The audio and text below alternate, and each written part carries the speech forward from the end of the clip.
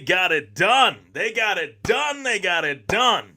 The Buffalo Bills winning this one 24-20 against the Kansas City Chiefs. Sweet revenge. I'd say revenge is better than sweet in this case. You see me smiling ear to ear for a reason. I wanted this one really bad, and I doubted whether we were going to get it in portions during the game. The Bills snapping the, I guess you could say, victory from the jaws of defeat or victory from the jaws of victory. However you want to look at it, this was a wild one. This game was as advertised. This one was a great, great spectacle between Josh Allen and Patrick Mahomes. Both guys came prepared to play tit for tat, but both defenses of the Kansas City Chiefs and the Buffalo Bills played very well today throughout the entirety of the game. This was a low-scoring affair. This was a very close game. Only 4 points separated both teams. With 1:04 left, Josh Allen fired a beautiful pass to Dawson Knox to go up 24-20, and then Teron Johnson sealed the deal, the cherry on the sundae, with an interception off of Patrick Mahomes. Folks, thank you so much for tuning in to the Thomas Take Sports Podcast Buffalo Bills postgame show. My name is Ryan Thomas. In case you've never tuned into the show, you can find it on YouTube. You can find it on Facebook. You can also find it on any and all audio podcasting platforms. The Thomas Take Sports Podcast is available everywhere. Check it out. Subscribe. Goes a long way towards the show. Really appreciate the support. So, I also want to remind you guys, throughout this show, fire away your comments in the comments section below. I'm also on something called Twitter, also on something called Instagram, at Ryan Thomas Take. I'll be sure to accept your follow requests. I am fired up. This was one that I wanted really, really bad. And this was one that had me running around downstairs in my house, freaking out my cats and everything. So this was one that I really wanted badly. I'm so happy we got it. Josh Allen did what he needed to do towards the tail end of the game. There was a lot of moments in this game that really pissed me off. I'm just going to be quite honest with you in terms of the guys wearing the zebra colors, the referees.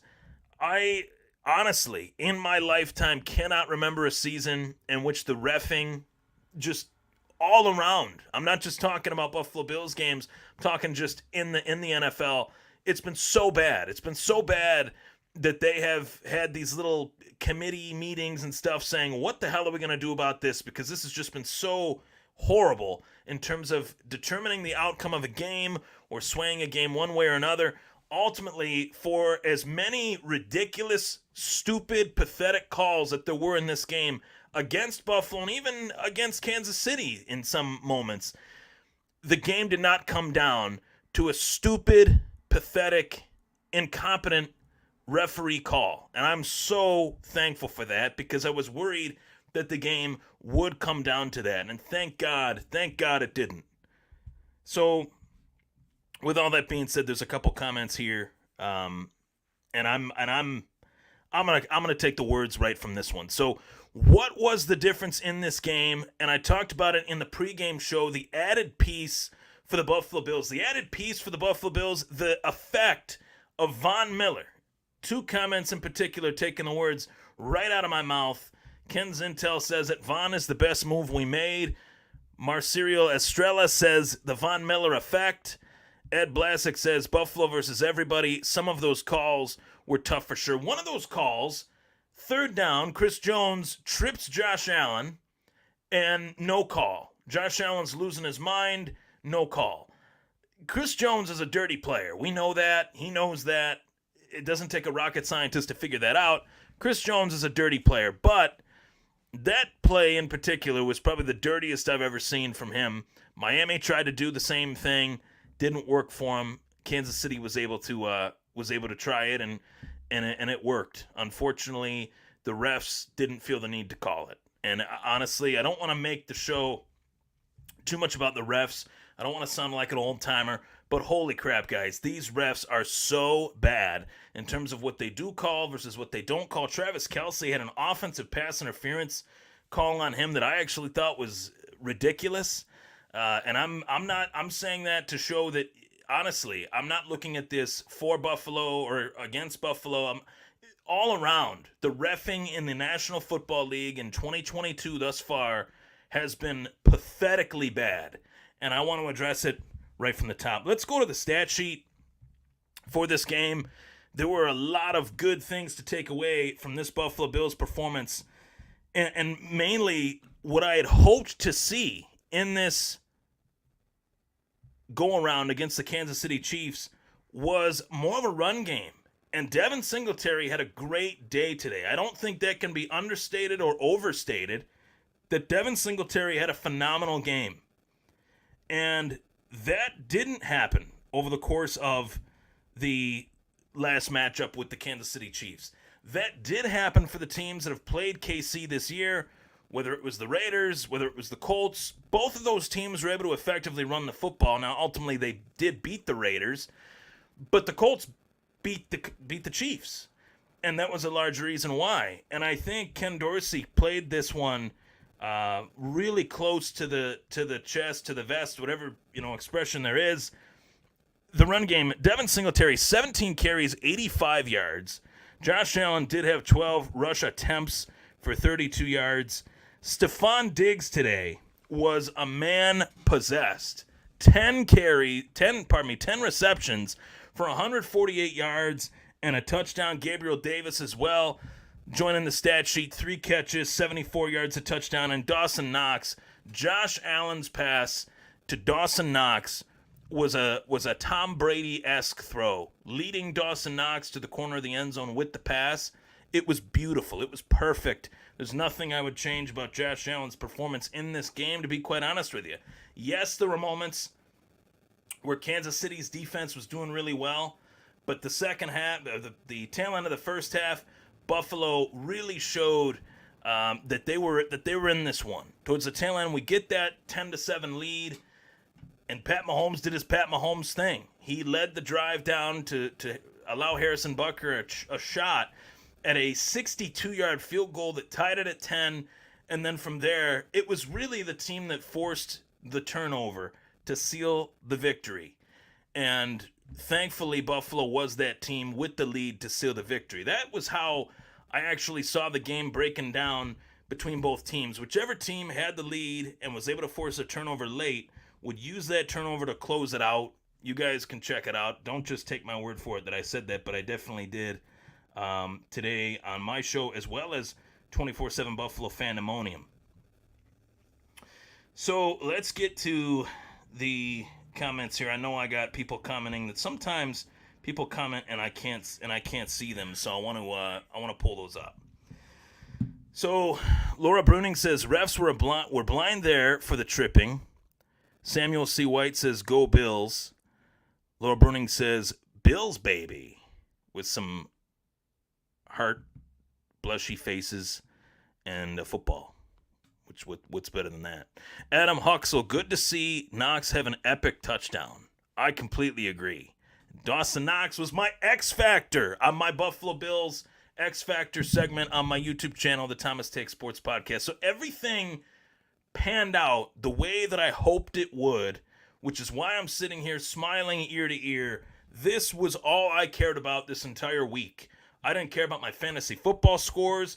I didn't care about my waiver wire ad of Kenneth Walker III and how he did. I just put him in. Hope he did well. I don't even know. Somebody fill me in on that. But I needed the Buffalo Bills to win this damn game. I did not want to lose this game to the Kansas City Chiefs at all. I don't want to be overzealous and say that this game really meant a lot to the future of this team, but this game meant a lot to the future of this team. Winning this game the way that they did in a back and forth, very tight-knit game, a very close, well-prepared effort by both teams, this was the type of win that takes the Buffalo Bills to that next step. Had the Buffalo Bills beat the Kansas City Chiefs and blown them out of the water, we wouldn't be sitting here this excited. This was a great team win, and the Buffalo Bills said no to any Pat Mahomes magic. It didn't happen this time. And a guy that is honestly one of the most clutch players in recent Buffalo Bills history is Teron Johnson. Not only did he have the interception today to close it out, to help the Bills to a victory. Going back a couple years ago in the playoffs, the interception against the Baltimore Ravens, where there was nobody in the stands, hardly nobody in the stands, and he takes it back for 6. Teron Johnson is a beast of a player, is an amazing nickel corner in this defense. And for all the smack talk that we heard about Leslie Frazier and whether he prepared for the Chiefs good enough last year, maybe he should be fired, Leslie Frazier did a really damn good job in terms of preparing this Buffalo Bills defense in coverage against this Kansas City Chiefs offense. I can't say enough about Leslie Frazier today. Sean McDermott, yeah, the moment, first half, it's 7-3. I would have liked a field goal there rather than going for it. But how are you going to tell Josh Allen to kick a field goal? To sit on the sideline so Tyler Bass can kick a field goal? You can't in that situation. I understand it. So, let's see here. Morgan Fonzie says, best first overall draft pick ever for fantasy football. Yeah, good job, Morgan. Good win this week, too. He beat me. Samuel C. White says, how do you feel about the Bills' use of the run game? I loved it. I really did. I really hoped that, a lot of folks out there that are football fans, they love this new look NFL, as do I. It's exciting to see teams throwing the football, for 300, 400 yards every week. It's exciting. When you have talents like Pat Mahomes and Josh Allen, you want to see them be at their most exciting potential. But when you're trying to win a football game, there's a difference between when you're trying to win a football game and you're a fan sitting at home wanting to watch something fun. And I'm looking at it X's and O's wise. I wanted to see the Buffalo Bills in this game be methodical with their approach. Force Pat Mahomes to sit on the bench by Buffalo effectively running the football. And a key addition that did not get talked about that much this offseason is not just Von Miller. Because Von Miller did his thing today. He had a couple sacks. He had a lot of hurries, a lot of pressures. But Roger Saffold did his thing today. In terms of the run blocking, this was Buffalo's best run blocking effort in a long time. I'm talking 3 years. Maybe since the days of Shady McCoy and Richie Incognito. I had never seen the Bills been able to open up that many running lanes for the running back to run through. And Zach Moss inactive in this one. Devin Singletary stepped up. James Cook had some opportunities as well. That run game for the Bills today was, I think, the key reason why this game kind of flowed the way that it did. It forced Kansas City to play a little bit quicker than what they're accustomed to, even for them, in this one. So, another comment that I have here, and this is coming from, let's see here. This is coming from Laura. She says that 13 seconds from last year is behind them, and this game proved it for sure. I agree. I hope so. I hope so. I know so after that. I mean, how could you not watch that game and think this team has just a bevy of heart, a bevy of talent? I mean, this was a hard-fought one. This really was, and it did stake the claim that both of these teams are the two best teams in the league. All right. So Marcelo Estrella says the team just stuck it out together regardless of missed calls, hiccups. I attended the Baltimore game, and I believe winning that close game allowed the team to believe they can overcome tough situations. I love that take. Marcelo. I think that is a very valid take, because prior to the Bills beating Baltimore and that comeback effort, we never saw the Bills be able to win a close game or able to rally to win a close game, rally from behind in that respect to that game against Baltimore a couple weeks back. That was a really big turning point for me in terms of where this team is at mentally. So I love that. Ed Blasick with a stat line. Kenneth Walker III from my fantasy team had 97 yards and a touchdown. That's not bad. In the words of Ed, it's not bad at all. So that was a good pickup. Sherry Scott says, I knew it would be close, but I also knew we could do it with focus. We're starving to get there, and our team knows it. We are a force. Go Bills. I love that, Sherry. That's awesome. Yeah, man, this was such a good one. This was when I really, really needed this one.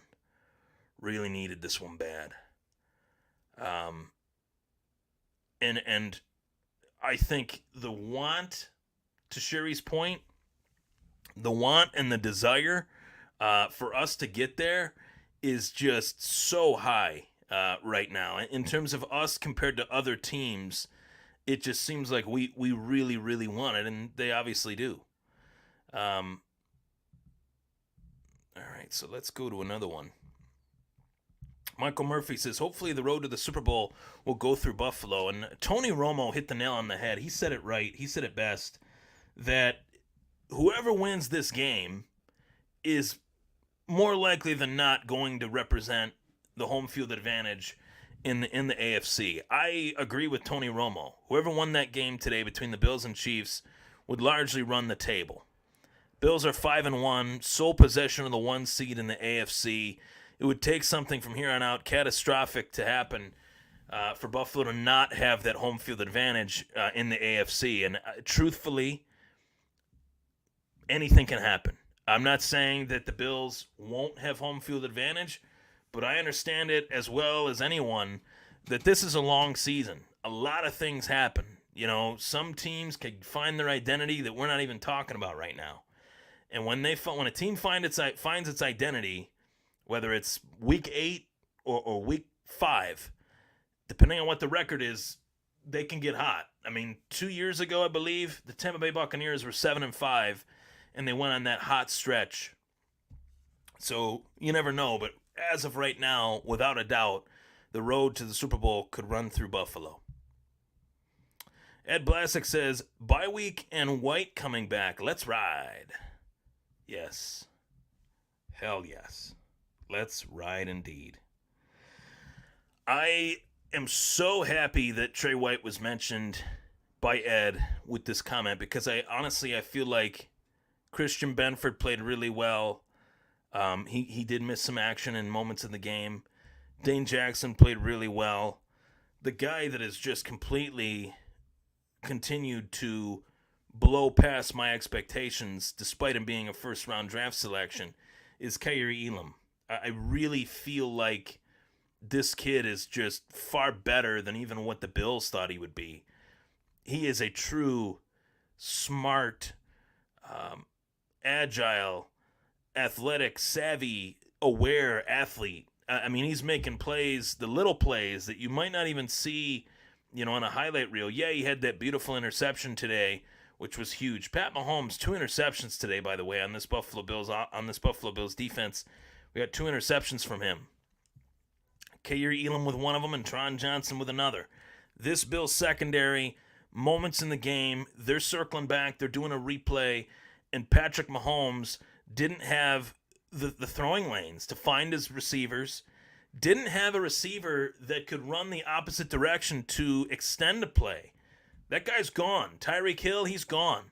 Marquez Valdez-Scantling, not that guy. Juju Smith-Schuster, not that guy. And as the coverage continued to improve and the pass rush continued to improve from Buffalo, KC couldn't really find the open receiver towards the tail end of the game. And I think even prior, getting that field goal, they had 10 unanswered. We were covering very well. It's not like the coverage wasn't great. Pat Mahomes is just Pat Mahomes. He was able to find a crack in the offensive line to step through and deliver the football. But Buffalo minimized that opportunity for him as the game wore on, at least from what I saw. I saw him being pressured far more. I saw him delivering the football far sooner than what he wanted to. And I liked that. I liked what I saw from that front seven of the Buffalo Bills. And obviously Von Miller was mentioned before. Can't talk about him enough as far as how great he has been this season. Brent Thompson says, I can't wait to see in the morning what Nick Wright has to say about his Chiefs losing and not covering the spread, but I'm sure he'll come up with some kind of excuse or not give the Bills credit. I agree. Nick Wright is he's a character, to say the least. He's a piece of work. A lot of these channels, networks, they're not going to give Buffalo the credit until Buffalo wins the Super Bowl. That's just the fact of the matter. I hate to say it, but it's just the God's honest truth. They do not want to give. I mean, I don't want to say they, because then that means I'm saying everybody, but for the most part, they don't want to give Buffalo the respect that they've earned, the respect that they deserve. Tony Romo will, though. I mean, in terms of his commentating towards the tail end of the game, I mean, there was a lot of it that I wondered if he was the president of the Pat Mahomes fan club, but the commentary towards the end of the game, you could tell that Jim Nantz and Tony Romo were starting to see, okay, Buffalo's really coming after it this time. And it was great. It was great. That missed field goal by Harrison Butker could have made this one a 1-point game. The field goal attempt, rather than the point of going for it for the Buffalo Bills earlier in the game to end up with 3 rather than nothing, could have made this a 7-point game. So there are definitely points left out on the board. I mean, listen, both defenses, as I stated, both defenses were very good in this game. Chris Madison said, I am thrilled with getting 13 seconds off our back, but I want to speak of the not taking the 3 points early. What I'm speaking to now. How many games have come down to not taking the guaranteed points and the 4th and goal? A lot of games have. There's a lot of Super Bowls that have come down to decisions like that, and there's a lot of games that come down to whether a team should take an extra point even, or a 2-point conversion. And we saw that last week with the Raiders. When you're playing an offense as good as the Chiefs, and listen, I mean, they lost willingly. I'm just putting this in perspective to give respect where respect is due. The Chiefs didn't, lose Tyreek Hill to free agency. The Chiefs willingly said, you're not worth X, Y, and Z, or dollars and cents. We're trading you. That takes a lot of confidence in the guys that you have. That takes a lot of confidence in the front office that you have. It takes a lot of confidence, obviously, into the quarterback that you have. And they traded him away to Miami, and they added different pieces. And those pieces are pretty good. But I think, and I said this before the game, and I'm definitely saying it after the game, I think Tyreek Hill would have changed partially what the outcome would have been in this one, because Kansas City can't do the same things that they could do last year. I'm not taking anything away from Buffalo. Trust me, I'm not. This was a great, great win. Buffalo's defense played really, really well. But I'm just saying, that receiver's not out there to extend the plays for, for Mahomes. I'm sorry. So we move on to the bye. And we move on to the bye 5-1 with the best record in the AFC, number 1 seed possession. And this is a good feeling, right? I mean, you're going into this bye week feeling really, really happy about the outcome today. And you're feeling like, okay, this team is as advertised. This team does have what it takes to be on the precipice of Super Bowl contendership. But going into this bye week, there are things to correct. Make no mistake about it. There's always something to correct. And I think there might be some personnel changes in store for the Buffalo Bills on offense. And yes, I'm saying it. There were moments in this game where Josh Allen needed X, Y, and Z from certain players, and he didn't get it. And maybe they go back to the drawing board on that and try to work that out, or maybe they look at the possibility of using different players in different situations. Isaiah McKenzie had a rough day today. There were 2 moments where he had a very rough day. One moment cost the Bills a touchdown. Another moment cost the Bills a first down. You can't have that in these games. The time is now for the Buffalo Bills to be a force in every way, shape, or form. Mistakes just simply can't happen. Now, everybody's human. Football's a game of inches, as Al Pacino once said. And they got it done. Even at their worst, I feel like they could have beaten some of the teams even that they've beaten by even more. This team is, I think this team has unlimited potential. This team could be one of the best teams to ever play the game. But there's moments like that in games where I'm left scratching my head saying, why is this person maybe in this spot? Because yeah, he's done some good things over the years, and I don't want to completely discredit him based on a mistake that he made in a game. But at the same time, that could be what we'd be talking about, hitting the rewind on the game and saying, well, that moment, if he would have caught that ball, or if he wouldn't have tripped on the grass, those things like that can't happen. So I think whether it's a personnel change or just going back to the drawing board with Isaiah McKenzie and saying, hey, we gotta brush up on this. That's where we're at. Shane Courtney, I don't know if you commented this as I was saying it. I didn't see your comment until just now, but yes, I do. I do believe Khalil Shakir deserves more reps with McKenzie having some mistakes today, because I don't think Isaiah McKenzie was ever planned to be a wide receiver 3 on this team. I don't think that was ever the plan. I think last year you had a guy that cared more about his Twitter account than the Buffalo Bills in Cole Beasley, and he gets fined. He gets a positive test for COVID. He's out against the Patriots, and Isaiah McKenzie stepped up that day. And he stepped up a lot of the time. This was just a mistake-filled game for him that is pretty rare. But we can't allow the possibility of it even happening again. And I think that we are going to start to see Shakir mixed in here more than what we have in previous weeks. So let's get to any other comments. Chris Madison says our defense stepped up when it mattered. Hill was definitely a factor because Kelsey was shut down in the red zone. Smith-Schuster's TD should have been a tackle, but our DB stepped up and made amazing interceptions. I will say in this game, the tackling was tough to watch in moments. So maybe over the course of the bye week, they address the tackling, they address, some mishaps on offense, and quite possibly, I'm circling it. There is one day that you guys need to know. I'm going to write it down, and I won't write it down. I'll put it on here as a banner for the viewing audience, but I'll say it for the audio audience. There is one date that needs to be circled, and it is November 2nd. You guys are going to go out and you're going to look at your Bills schedule and see who Buffalo is playing November 2nd. It's not about that. It's about the NFL trade deadline. And make no mistake about it, the NFL trade deadline this year, I think, is going to be very, very active. And I would be stunned to see the Buffalo Bills not make a move at the trade deadline.